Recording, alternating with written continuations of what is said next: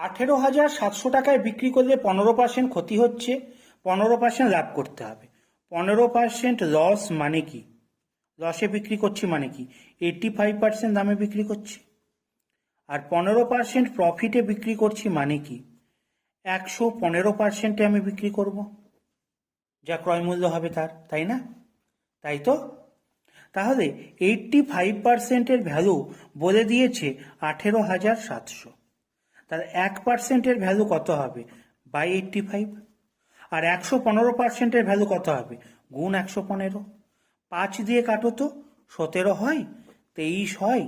ওকে, 17 দিয়ে 187-কে কাটলে হয় 11, আর দুটো শূন্যের জন্য দুটো শূন্য। 23 ইন্টু 11 করলে হয় 253, আর দুটো শূন্যর জন্য দুটো শূন্য। অর্থাৎ 25,300 টাকায় বিক্রি করলে আমার কি হবে? 15% প্রফিট হবে।